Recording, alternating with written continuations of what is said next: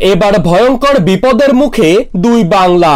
ঘূর্ণিঝড় রেমালের প্রভাবে রীতিমতো লন্ডভন্ড হতে পারে পশ্চিমবঙ্গ ও বাংলাদেশের উপকূলবর্তী জেলাগুলি। একাংশ আবহবিদদের আশঙ্কা, এই ঘূর্ণিঝড় রেমাল সুপার সাইক্লোনের আকার নিতে পারে, যার ফলে ঘন্টায় প্রায় 150 থেকে 200 কিলোমিটার গতিবেগে বইতে পারে ঝড়ো দমকা হাওয়া। এর প্রভাবে উপকূলবর্তী জেলাগুলিতে ভারী থেকে অতি ভারী বৃষ্টিপাতের পাশাপাশি ভয়ঙ্কর সামুদ্রিক জলোচ্ছ্বাস লক্ষ্য করা যাবে, ফলে বন্যার পরিস্থিতি তৈরি হবে বিভিন্ন জেলায় জেলায়।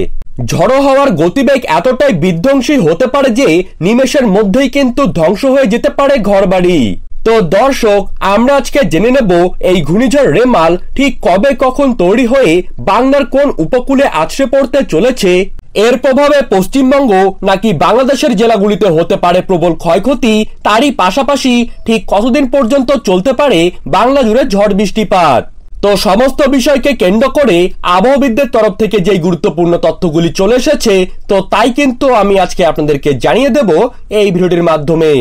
এবং আপনার জেলার যে কোনো গুরুত্বপূর্ণ খবরের আপডেট আপনি যদি সবার প্রথমেই পেতে চান, তাহলে অবশ্যই আমাদের চ্যানেলটিকে সাবস্ক্রাইব করবেন এবং পাশে থাকা বেল আইকনটিকে প্রেস করে রাখবেন। তো চলুন এক নজরেই দেখে নেওয়া যাক।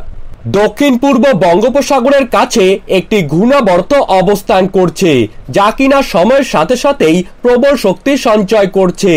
আবহবিদদের মতে 25 তারিখের আগেই এই ঘূর্ণাবর্তটি কিন্তু গভীর থেকে অতি গভীর নিম্নচাপে পরিণত হবে এবং 26শে মের মধ্যে তা কিন্তু ঘূর্ণিঝড় রিমাল রূপে পশ্চিমবঙ্গ নয়তো বাংলাদেশের উপকূলবর্তী এলাকায় আছড়ে পড়তে পারে।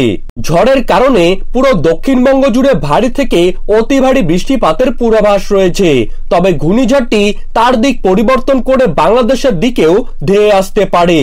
তবে অনেকেরই আশঙ্কা, ঘূর্ণিঝড়টি পশ্চিমবঙ্গের দিক থেকে সরে গিয়ে বাংলাদেশের উপকূলেই আছড়ে পড়তে পারে। তাই পশ্চিমবঙ্গ ও বাংলাদেশ উভয়কেই সতর্ক থাকার নির্দেশ দেওয়া হয়েছে। ঘূর্ণিঝড়ের কারণে 2 24 পরগনা, 2 মেদিনীপুর, ঝাড়গ্রাম, পুরুলিয়া, বাঁকুড়া, নদিয়া, মুর্শিদাবাদ এইসব অঞ্চলে হতে পারে ভারী থেকে অতি ভারী বৃষ্টিপাত। এবং বাংলাদেশের ক্ষেত্রে ঢাকা, সিলেট, চট্টগ্রাম, নোয়াখালী, পাবনা, খুলনা, রাজশাহী, বিবাড়িয়া, কিশোরগঞ্জ, সুনামগঞ্জ, কক্সবাজার, টেকনাফ এইসব অঞ্চলে ঘন্টায় প্রায় 90 থেকে 100 কিলোমিটার গতিবেগে ঝড়ো দমকা হাওয়া বয়ে যেতে পারে, যার কারণে সমুদ্র কিন্তু ভয়ঙ্করভাবে উত্তাল হয়ে উঠবে।